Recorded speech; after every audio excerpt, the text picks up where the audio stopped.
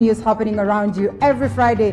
It is dedicated to sharing news stories that spread here and the good vibes. My name is Linda Alela. Tonight, some of the reporters who helped me put together the stories are in studio with me for a 360 coverage of the bulletin. They are David Mudoka, Mwangi Maina, and Zainab Mohammed, and not forgetting our sign language interpreter, and Wairimu. So we'll be doing this together.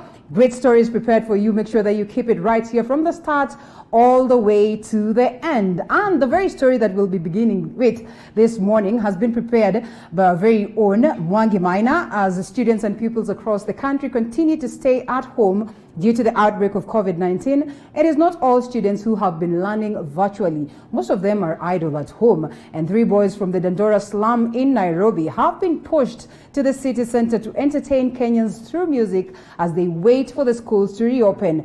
Yes, Mwangi Maina has this story, and of course he had a time to talk to the trio and file the following report.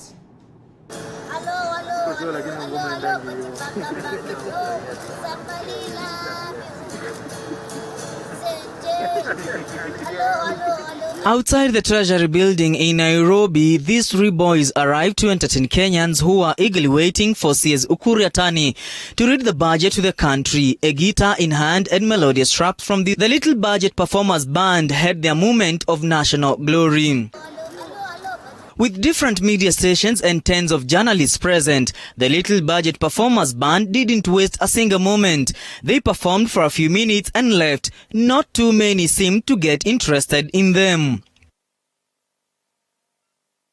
But who are these boys? We caught up with them in downtown Nairobi, where they were going to entertain Kenyans in the streets. These are not your ordinary begging street children. They are school-going talented boys who have been pushed to the streets to eke a living for their families through music. They have one guitar, a guitar which they say they were given by a local church pastor in Dandora.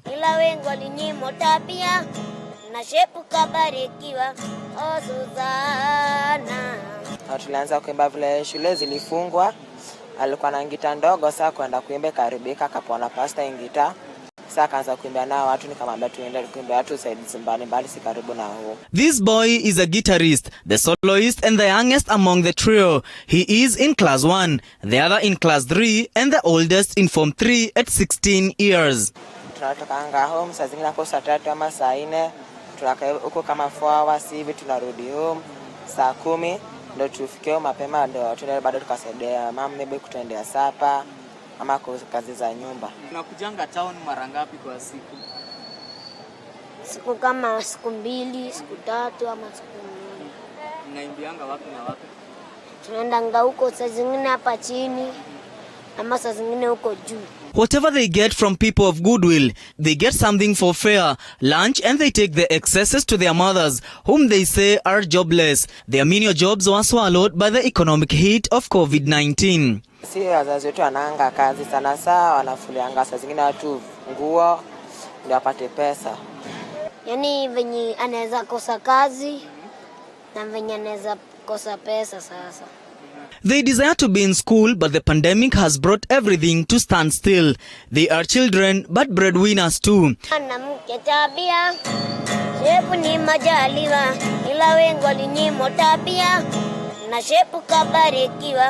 As he continues to strap the strings and produce sweet melodies, though not with a lot of expertise, this boy and his cronies don't know what the future holds for them. It is now a time to go home. After a long day in town, they might not have gotten much, but in their hearts, they are contented. They only wish that tomorrow will be better. A tomorrow in which they hope the world will conquer COVID-19. Mwangi Maina, TV47, Nairobi. That is pretty much lovely. I hope Mwangi Maina will be telling us the name of the Kayang one. Sounds so sweet, you know. Reminds me of the days when my mom used to say, you know, kama ungekuwa unajua vitabu the way you know some of these songs, it would have been something else. But anyway, to another good vibe story. Has Corona scared you from going outside? And has this year stopped you from effectively carrying out your daily duties? A group of medical practitioners in Nairobi have come up with an application that uses data to detect highly COVID-19 infested areas. The application that can can be downloaded on your mobile handset, sends you an alert every time you walk into a positive zone, making you aware of the potential risks surrounding you, whilst warning you of extra caution. Our reporter Zainab Mohammed met up with the founder of this application and has filed the following report. The coronavirus pandemic is one epidemic that has totally changed our way of life, from being social and interactive beings to becoming entirely homebound. And even though the World Health Organization declared coronavirus as an endemic, most people are clearly still afraid of going outside with the fear of contracting the virus. Following this, a group of medical practitioners in Nairobi have come up with an application that uses data to detect COVID-19 hotspots. Now, if you have our app and you just walk into that fenced area, you don't know, it just alerts you straight away that you have entered a high-risk location, which has been set by the government, not by any other individual. So it's accurate data. So once you get that information, what does it do? It sensitizes your mind that you have to be very careful. John, who is the founder of the application, says besides alerting users of potential risky environments, it can also help the government and medical practitioners in contact tracing of COVID-19 positive patients by tracking where they have been and who they might have potentially met. So in our platform, which is a web-based platform, we've been able to digitize how you collect that information. So health workers can use our platform with the case investigation form, for example, and collect all the data of that person. And because our business is built around symptoms and geolocation, very strong geotagging, instantly when you enter the information of someone who you're trying to investigate them, it shows up on the map. So now you know where that person is. And in matters privacy of potential risk zone detection, John explains how already input data is utilized by the application while also ensuring the privacy of the users. As the people get tested, they become positive or negative, that visualization changes from green to yellow to red. Now you say people who are red are the ones who are tested positive. So you can also see where all those people are, which is where they've been and where they are. Now, in that, as a county or an organization or a government, you can now create what we call the geofencing, which is basically you now enter that data into the system we give you, and you create a ring, so which is a virtual fence. So you can now say Westland is a virtual fence because based on your parameters, which is accurate data that you're entering, that you know 5,000 people or 10 people have tested positive, and these are the parameters that you use to create automatic geofencing. So we've just arrived at Kibra area in Nairobi County where we came to test whether or not the app works. We know that Kibra has had the highest number of cases in Nairobi County with over 285 cases reported just recently. So true to it, the app actually, I have it here on my phone. When we entered Kibra, I was able to get this notification that says you've entered a COVID-19 zone. This innovation is one among many other innovations developed across the world to aid in combating the virus. For TV47, I'm Zainab Mohammed. Who can beat technology? Now, for many years, hiking has played second fiddle to other leisure activities locally. But now with the government enforcing containment measures, the desire to go out and hike has seen Kenyans embrace hiking as a leisure activity.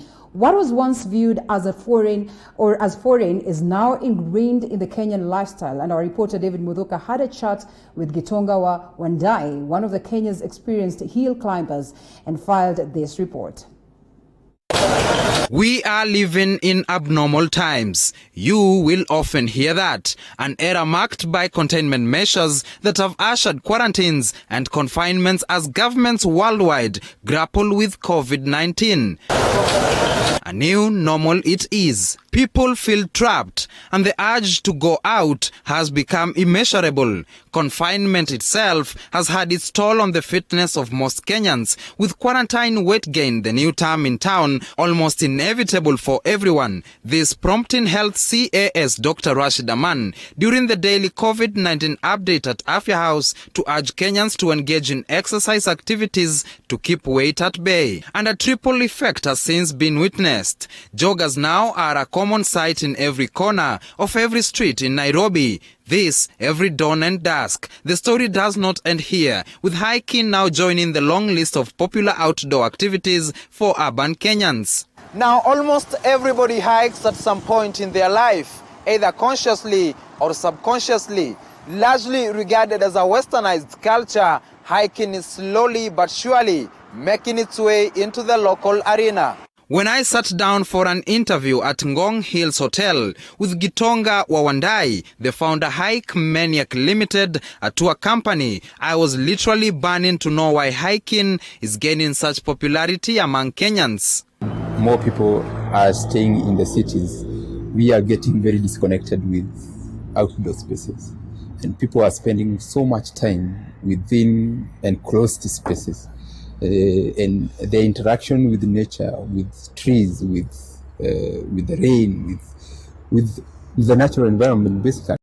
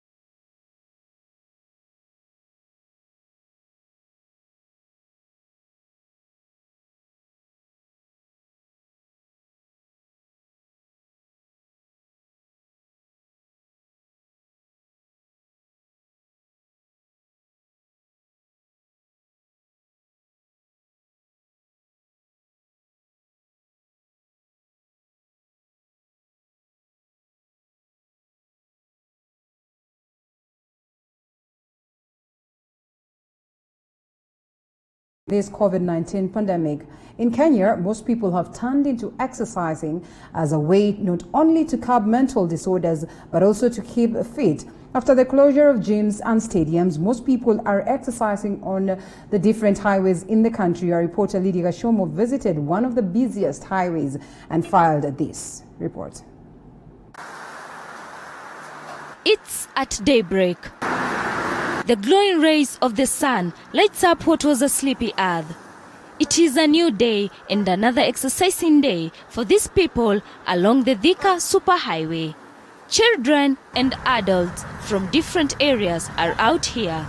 If not jogging, they are involved in other body exercise. At one of the flyovers along the Thika Superhighway, I meet Levin Ochieng, a football player who plays for Nairobi Stima. He explains why he needs to exercise on the highway after the stadium where they used to exercise was closed down. Kuna group iliformiwa kama team, so mnatuma hizo ma video. Kama sasa mimi nikitrain, kuna video nimerekodiwa zinaenda kwa hiyo WhatsApp, tunatuma kwa WhatsApp, sasa coach anaona huyu jamaa ana train hivyo hivyo. For 24-year-old Rayton Kibet, the situation is similar. He has been training here since the outbreak of COVID-19 in the country so as to keep fit. I just do like personal exercises, like morning runs in the morning, probably go to the house, do push-ups and sit-ups, and that's it. Some, the effort to shape their talent is what's driving them to exercise. Nimekuja ndo pia mimi nisaidie. Najua mimi pia nacheza ball. Nisaidie naongeza gasi nikikam na kuwa flexible. Despite the measures put up by the government so as to curb the spread of COVID-19, changing their schedules, they still go out for exercise so as to make sure they maintain what they started. I used to train from 5:30 in the evening to 7 p.m. But since Corona ianze, nimechange schedule yangu. Juu naanza kukimbia 5:30 in the morning, all the way to the Garden City, back here, nafanya workouts up to 8 a.m. in the morning, then I go back home. As most continue to keep fit on the highways and flyovers, it's becoming difficult for them to follow the measures put by government in order to flatten the curve. But why is this the case? Huwezi vaa mask ukimbia kwa sababu ya kubreathe. Unajua venye umejifunga hivi au breathe poa. So lazima upate space ya kubreathe, kutema mate. Unajua kuna time inakujaga sana hadi inabidi uteme mate. Sasa lazima huwezi vaa mask. Lydia Gashomo, TV47, Nairobi. Sports has been adversely affected by COVID-19. Stadiums have been abandoned and sportsmen were forced to stay at home, but athletes are getting creative on how to keep fit in the new environment. In Egypt, an Egyptian taekwondo practitioner and Olympic bronze medalist Hedaya Malak has adapted to a new home training routine. In Ethiopia, Great Ethiopian Run is the biggest running event there, and it attracts around 45,000 participants running every year. But due to the new social distancing measures, organizers, of course, decided to turn to virtual running to keep the spirit of the race alive. Egypt's Hedaya Malak says he might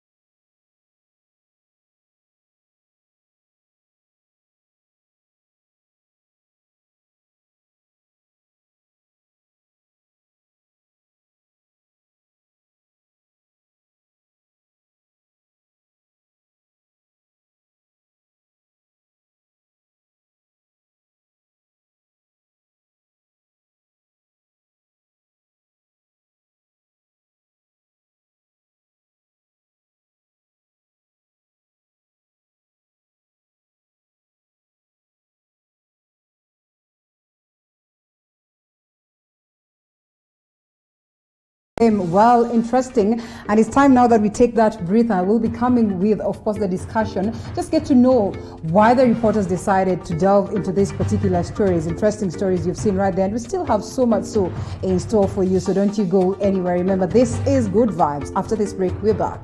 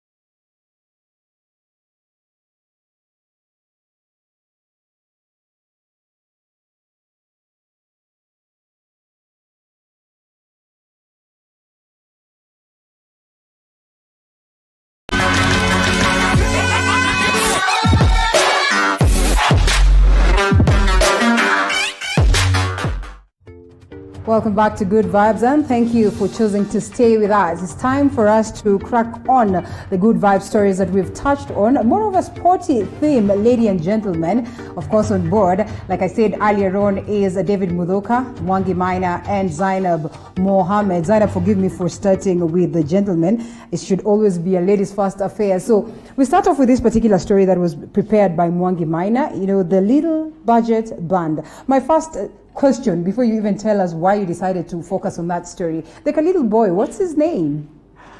Well, Linda, that young boy is called Peter Njao. I think he told me he's in class 1. And the way he was singing, I don't know what I was doing at his age, because he's really good in what he's doing. Nice. Yeah. All right, so tell us more about that story. Well, yesterday when we went to cover the budget at the National Treasury, before the Cabinet Secretary, Ukur Yatani, came out of the office. So the boys came, the 3 of them, but 2 were singing initially. And then one of them was in the backstage, and then they started singing. I think they took the advantage of the media because cameras were there, all media houses were there, and maybe they thought this is a good platform. And then when I saw them singing, actually, I remember my cameraman could not capture the sound of the 2 boys, and then I went and I placed my microphone there, and I felt these boys are really doing amazing, and I have to know more about them. Who are they? Where do they come from? Why are they singing in town? And even the way they were dressed, you could tell that, of course, they're not professional singers. So I really wanted to know much more about the boys. Interesting. Zainab, such a strategic move by the little boys. I mean, eventually they find themselves on the TV. What do you make of that? I mean, these small boys are, it takes years to train PR and get to know how to improve your image, get awareness, and even get media publicity. But it seems that these small boys already have gone to school and already know how to get their name out there, because I mean, for them to get Maina to notice them, it's a plus. And for Maina to actually focus on them and choose to tell their story, I mean, it's a good thing. Yeah. Well, Mudhoka, I don't know whether the parents of these little boys knew that, yes, they were going to be on TV tonight. I mean, would you confidently allow your kids to go out? Okay, well, I know you're not there just yet, but would you have the confidence to let them go out there and, do whatever it is that they're doing amid all this passion, amid these tight moments of COVID-19? Remember, they need to take care of themselves. And most importantly, they are still bringing something back home to you and telling you, what, this is what we've prepared, or this is what we got.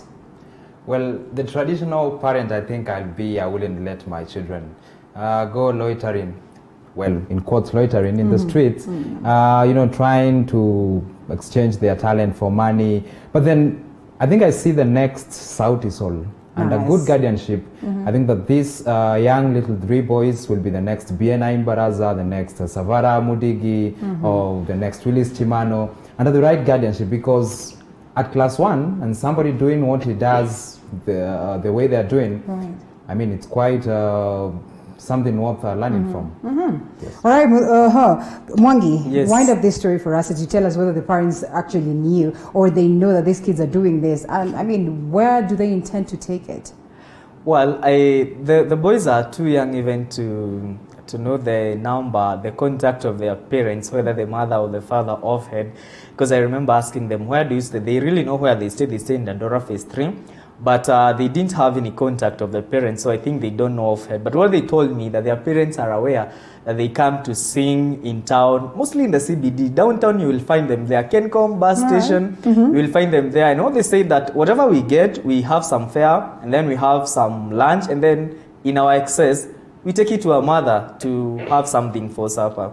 Roughly, how much would they be making for a day? Like yesterday when we were leaving, they had made 550 Kenya shillings. That's so good. They told me that they will take 100 for lunch, the 3 of them, and then the fare to Dandora, and then the rest they take to their parents. Actually, the most interesting thing that these 3 boys, they are not of the same mother. The 2 young ones, the Ndegwa and Wambogo, they are cousins, and then the other one stays in their hood. So they are just friends who came together because they have that passion in music. All right, all the best to them. They are doing good. And now we cross over to Zainab's story. That one is an amazing one, Zainab. I mean, you went to Dandora, you went to Kibera, like for real, and this application was able to tell you that this is a COVID-19 hotspot place?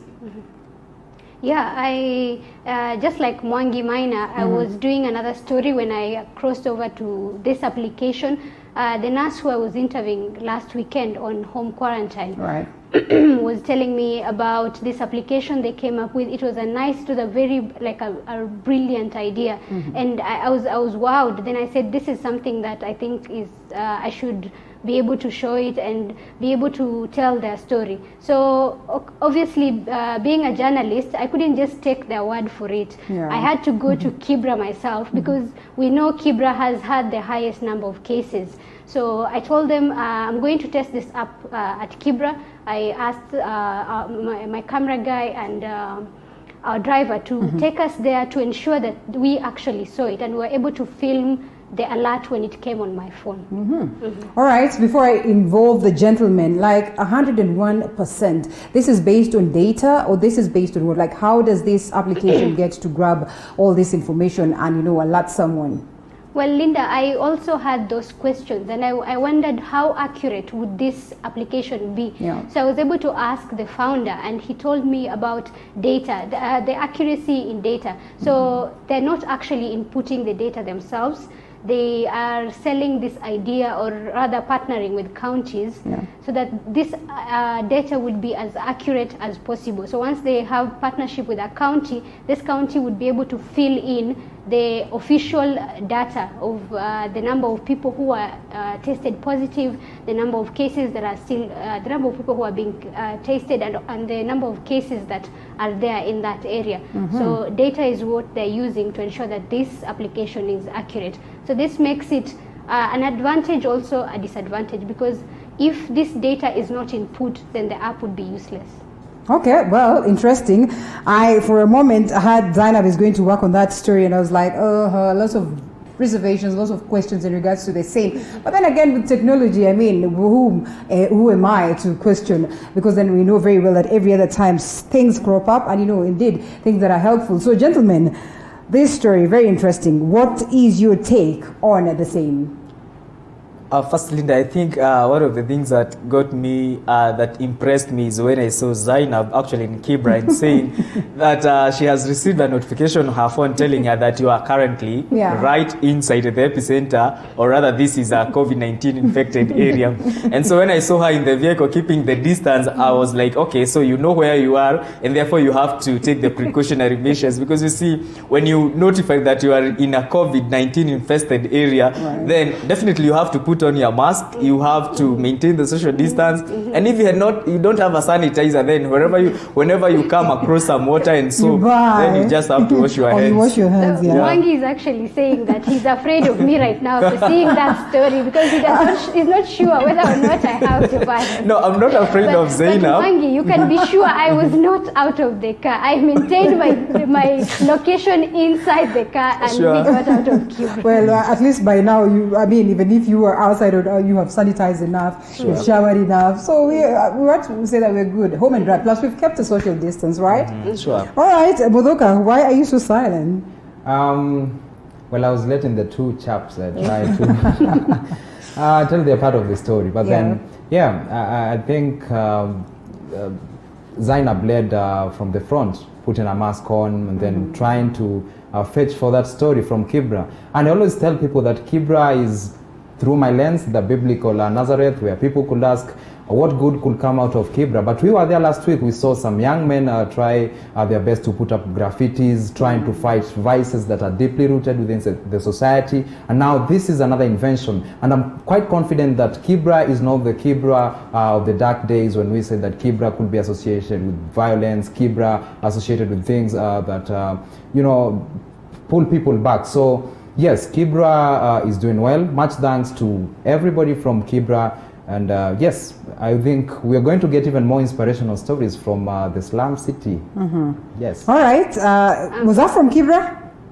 You probably need to clarify that. Yeah. All right. Well, Linda, before we move on to another story, maybe I should just bring this up that I was very saddened when I was at Kibra that a lot of people did not have their mask on, and it was a really worrying trend. And when I asked about it, I was told, do you think these people can afford a mask, or do you think they actually care to actually wear a mask, or do you think the police would actually come to this place and check if people are wearing a mask. So as much as we are focusing on good vibes, I think that was something that touched my heart. And that's pretty much unfortunate. I think we constantly need to remind ourselves of the importance of taking precautions, and most importantly, following up on what the Ministry of Health has given us as directives. We hope we'll be following up on that particular story on other, of course, days, and we get to see why, and just to get to understand what could be informing this level of carelessness, which is unfortunate. But anyway, another good vibe story. The reason why, this is one of the reasons why I say that it's more or less like a sporty bulletin for us, or good vibe bulletin tonight, is this one. And really, I'd love to hear the experiences of you people. I can't remember the last time I even thought of going out hiking. And the very one time that I did that was sometimes when I wanted to, climb Mount Longonot, and I'm telling you, I wasn't even able to hit the top. So this story by Mudoka, for many years, someone hiking, and now looks at it as, a way of making money and a way of enjoying life. Mudoka, what inspired you to, just do this story for us? Well, with hiking, I think that is arguably the only world's less competitive sport. And nobody should shy away from hiking, because you will. Do you? How many times do you? Sometimes we subconsciously hike. All right. We go on trips with friends. We leave a car somewhere, then we wander off into the forests. Well, that's subconscious hiking, and then there's the conscious hiking where the conscious is what we are talking about. How many times do you just plan? Well, I haven't been quite a fan. But the story by Wandai, Gitonga Wandai, who was actually the only source for this story, and I like to refer to him as the modern godfather of hiking, was quite inspirational to me, and I thought, this is something that I'm also willing to try, so people, you gotta check this out in the near future. But then, yes, as I said, it's not competitive at all. You try to exercise, you also, try to rid off your mind from some of the things that burden you. And most of these hikes happen on weekends. And yes, they are not so expensive. They are most of the sites where we can go for hike are still within the city. If we look deeper, we look closely, we're going to find these areas. So hiking is one sport that is gaining popularity.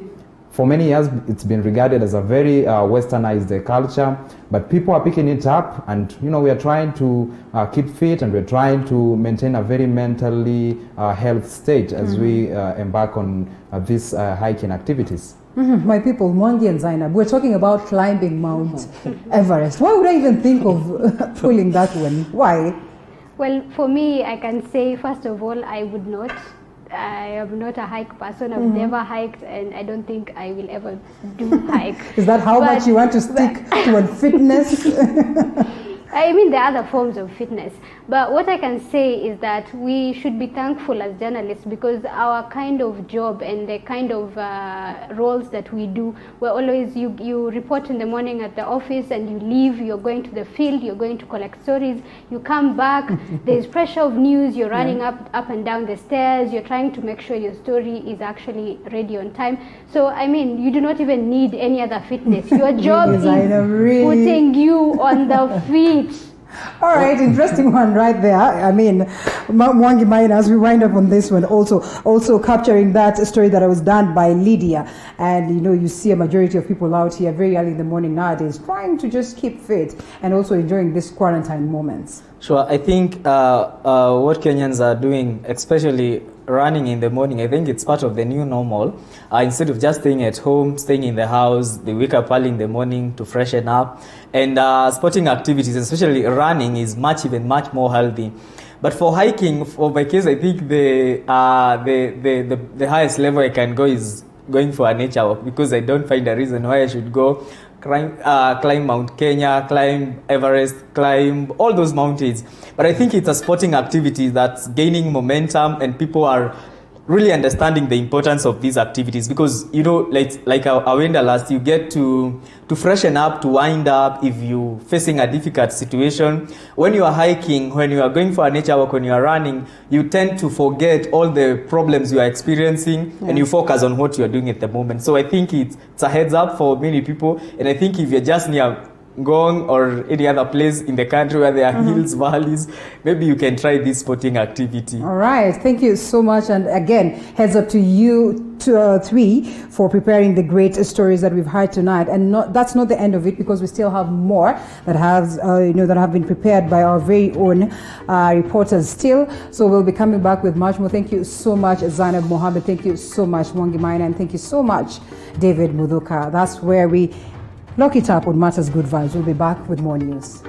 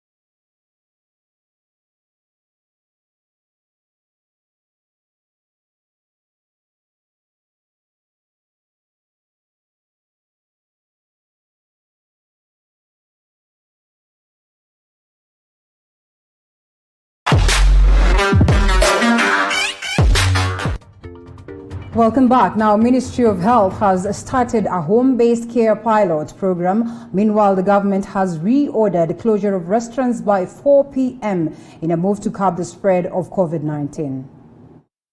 The Ministry of Health says that 399 patients have already been involved in that program. The ministry is targeting the asymptomatic coronavirus patients as a way of reducing the congestion in quarantine centers. There are several tiers of care that are provided to home-based cares. Of course, when you put somebody who is asymptomatic, does not show any symptoms, has not progressed to a point where they are beginning to show symptoms, they can be adequately taken care of even by a member of the household. The government has ordered owners of restaurants to close their operations by 4 p.m. or else they will lose their licenses. Please close your restaurant at 4 p.m. as required by law. And we have instructed law enforcement officers to purge on those who are disobeying this.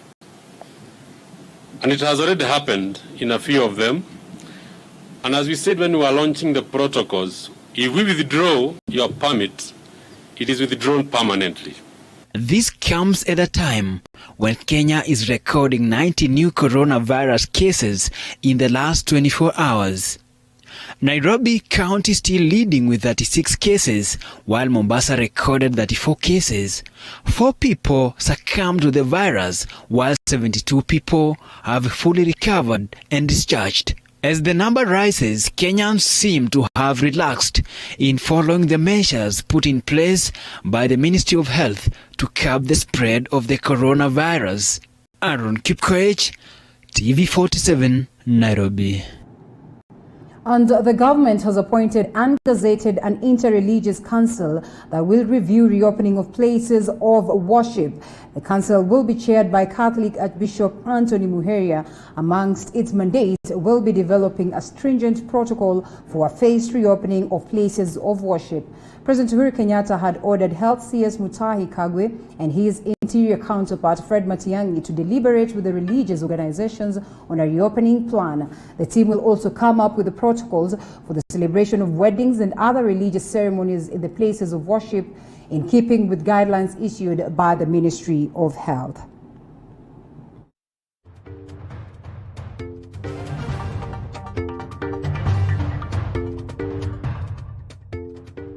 And to some bit of politics, the Senate will officially start the process of hearing the impeachment petition against Kirinyaga Governor Anne Waiguru on Tuesday. According to Senate Majority Whip Irungu Kang'ata, 11 names have been proposed for the committee that will interrogate accusations leveled against the Kirinyaga governor. The names will be confirmed on Tuesday in a plenary session of the Senate. Tuesday next week, the Senate is expected to deliberate on whether the proposed 11-member committee will hear Kirinyaga Governor Anne Waiguru's petition or her impeachment probe will be done in the plenary. According to the Senate Majority Whip Irungu Kang'ata, the plenary will make the final decision on whether to go plenary route or the 11-member ad hoc committee. I want to tell the nation that the Chief Whip does not make such kind of a decision. The House Business Committee of the Senate does not make that decision. That decision is made by the plenary. And therefore, that decision will be made on Tuesday. And therefore, no one should be saying that we are making the decision now to form a committee instead of having the matter being dealt with by the plenary. This comes even as leaders from the region push for the Waiguru's petition to be heard in the plenary, fearing the 11-member committee could be compromised. Kwamba hiyo kesi ya governor wa Kirinyaga about misappropriation of funds of Kirinyaga County isifanywe na watu ambao ni watu 11 select committee ambao watapewa milioni moja ama 2 alafu kutoka hapo pesa ya Kirinyaga ipotee na ukweli na haki ya Kirinyaga ipotee. Tunataka ifanywe na 67 senators in the Senate. Senate sources hint that the Jubilee side has settled on Senator Beth Mugo, Gideon Moi, Johnson Sakaja, Senator Anwar Oluitiptip, Alaki Wako, and Maalim Mahmoud, while NASA side has settled on Senator Cleophas Malala, Beatrice Kwamboka, Judith Pareno, and Enoch Wambua. Waiguru has been in the front line in supporting the handshake and BBI process in the Mount Kenya region. Nikisema BBI mtasema nini? Na nikisema baba mtasema nini? President Uhuru Kenyatta, while in the region early this year, called upon leaders to shun off corruption, warning everyone will bear his or her own cross. Wewe ukienda kufanya mambo hayo, ushikwe. Usianze kusema, Adwakire nyagari uneko huliro, ukiyana wa yara adwakire nyagaka na wa yara wiki. Zebe yara wiki. Sasa sijui sisi watu ya nini? Ni watu rasharia wewe wewe ile. Aniruhusu ukia ni gutaika hiyo uruhusu ukia. Ukia ni huko hapo. Eti huo. Sasa naendelea kusema sijui hapa kama MCA wako area. Waiguru is facing corruption charges, abuse of office, among other charges. Elizabeth Mutuku, TV47 Nairobi. ANC leader Musalia Mudavadi now claims the 2.7 trillion shillings budget read yesterday is unrealistic.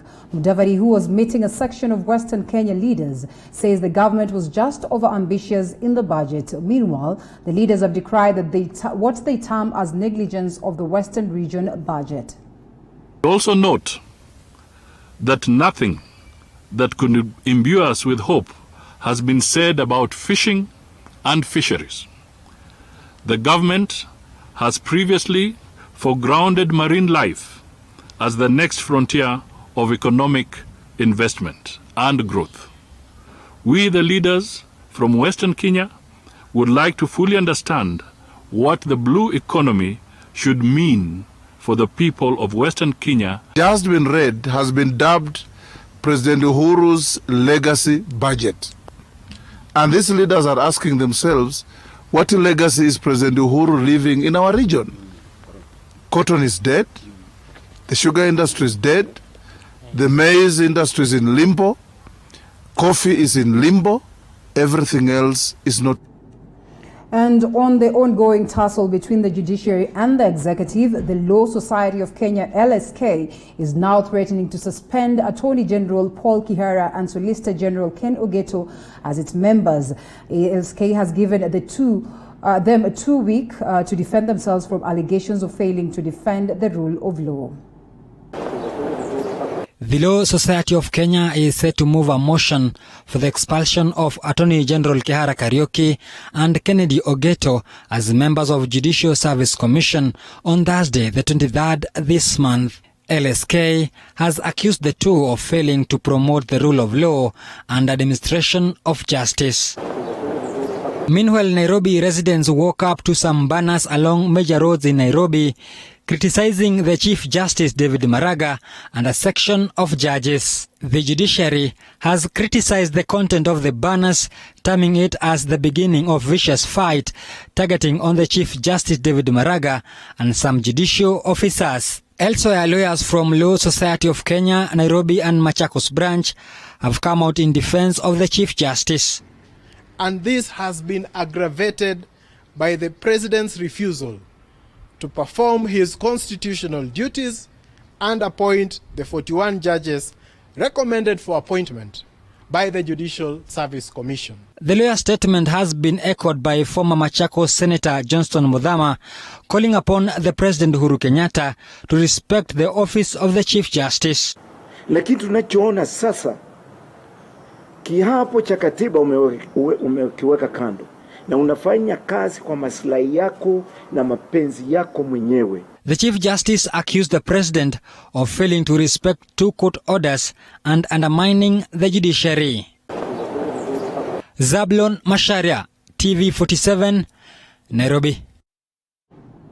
So a bit of a clarification right there, the two, that is Attorney General Paul Kihara and Solicitor General Ken Ogeto, have been given a week to defend themselves. After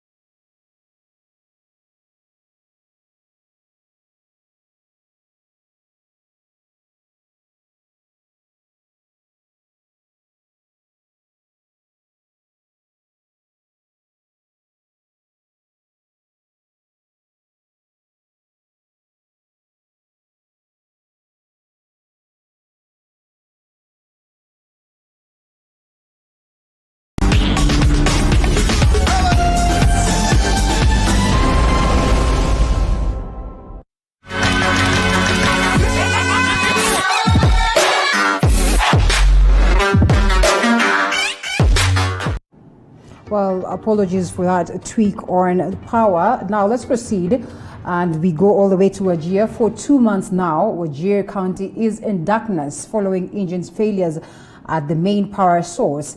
As a result, businesses dependent on power are degrading and some on the verge of collapse. The Kenya Power and Lighting Company in the town serve the residents using power engines that are over 3 decades old. Now, the residents of the town have lost hope and blame their leaders for failing to hasten connection of the county of the national grid. It has turned to be a center of frequent power failure. Wajir County's main power plant adopted an extreme power rationing routine that is making residents run out of patience. Businesses are collapsing, and this to the detriment of lack of sufficient power supply. Wale watu tumewachagua kila siku wanatuambia kesho na hakuna kitu inakuwa. So ndio tunalalamikia serikali kuu iingilie kati. This is the main sportswear shop in Wajir town. Inside, there is a printing machine that generates the main income.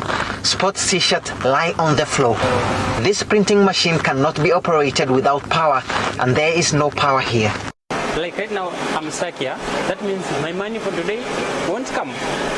And someone somewhere is just seated down, seeing how terrible the situation is. I have started this business to improve my life and those who depend on me. But unfortunately, this power blackout is crumpling my business, and actually we are on our knees as we speak. Just opposite the sportswear house is a cafe run by this man. His only expensive generator is not working anymore. It has developed a mechanical problem. There is electricity at his place today, but just for a few hours, then it's off. Kwa sababu kama hatuna light tutafanya kazi gani? Hapa ni giza, na nitaingia kitu gani tunaweza fanya giza hii? Mchana ni giza, usiku ni giza, tunaweza fanya kazi gani? Kazi hakuna. The area MP Rashid Kasim Amin visited the site a week ago and assured residents that repair of the failed engines will take 7 to 10 days. The engines here are believed to be close to 3 to 4 decades old, hence making them prone to failures. The ripple effect of power rationing in this town and small towns in this county is having dire consequences. But the 7 days or more mentioned days are quickly coming to pass, and residents are running out of patience. Machines, generators are normally prone. They are prone to mechanical breakdowns, electrical breakdowns, and due to the weather.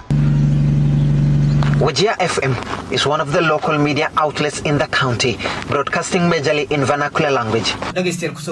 Outside lie tens of liters of fuel in jerry cans and a generator to power the station.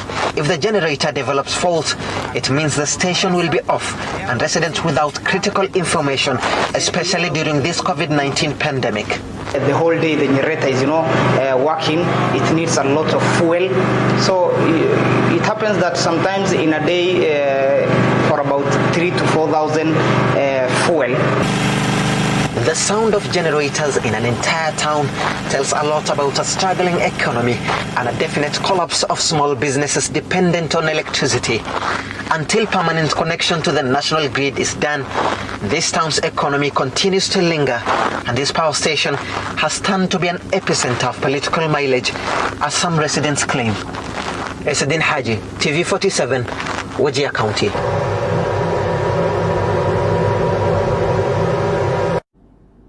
Now, Bidco United is raiding up for a maiden season in the Kenya Premier League after an 18-year long wait. Bidco finished runners-up in the second division, earning promotion, but head coach Anthony Ahulia opines his unit deserved more. Our sports reporter Julius Juma spoke to the former midfielder and now reports. For Bidco United, it has been a long, tiresome and dreadful journey characterized by tears, betrayal and heartbreaks. A journey that has lasted for 18 years. Bidco United Football Club is now eyeing to make a debut in the Kenyan Premier League. Bidco are into the top tier and head coach Anthony Ahulia is all but ecstatic. Ndoto imetimia. Miaka karibu 17 Bidco imekuwa NSL. So huu mwaka 18 ndio tumeingia KPL. So I think ndoto imetimia na mudiko watu wamefurahi. Ukiangalia wale vijana nimepiga nao hiyo kazi wamefurahishwa sana na hilo jambo. Vieira, as he is known in some quarters of the Bidco faithful, is adamant the decision by Football Kenya Federation to prematurely end the season denied them the opportunity to battle Nairobi City Stars for the National Super League gong. Ilo tangazo vile litangazwa, ukweli ni kwamba tungepigania taji bado. Tulikuwa namba 2, nao City Stars ndio walikuwa juu yetu. Lipotangazwa tulijua mahali tuko, mahali tulikuwa wakati huo, palikuwa mahali pazuri. But tulikuwa bado tulikuwa tunafikiria tunaweza pigana tuonekana tungekuwa nambari ya kwanza. Bidco United finished the season in second place behind City Stars and are out to reinforce their manpower before the KPL kickoff whistle blows. From goalkeeping to striking, kila idara inahitaji kidogo beef up, sababu wale wachezaji tumekuwa nao NSL wamefanya kazi nzuri kabisa na wapaheko wamefanya kazi nzuri, lakini pia lazima tuwe na beef up kidogo juu si maanisha hawezi cheza Premier League. Wanaweza cheza tena vizuri sana, lakini pia lazima kidogo tuongeze nguvu kidogo kwenye tutafute watu kidogo wamecheza ile ligi ya juu, and then to mix now wenye tumekuwa nao. Ahulia and his troops have schemed a KPL plan, first to ensure survival, then charge for the title. Here at Bidco, it's work after work, which makes Jack a dull boy. But as says coach Anthony Ahulia, going forward and a maiden season into the Kenya Premier League, it's work and partying. For TV47, I'm Julius Juma. And Paul Feeney has quit his role as Kenya Rugby Sevens head coach. In a statement, the Kenya Rugby Union revealed that the former Fiji coach relinquished the position to be at home with his family in New Zealand, owing to the uncertainty surrounding the COVID-19 situation. Feeney was appointed in September 2019 on a 3-year deal that has only lasted 4 months.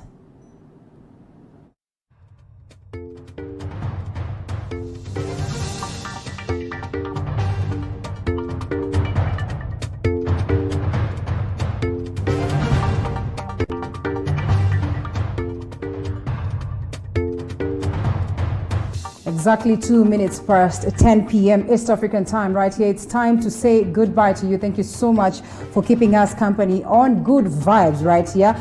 This will always be doing every other Friday, where we ensure that you get the best of good vibes and stories that indeed are captivating across or around where you are. It was great having you. Thank you so much. My name is Linda Alela. I was doing this with our sign language interpreter, Anne Wairimu. Do enjoy the rest of your viewing. See you again next Friday on Good Vibes.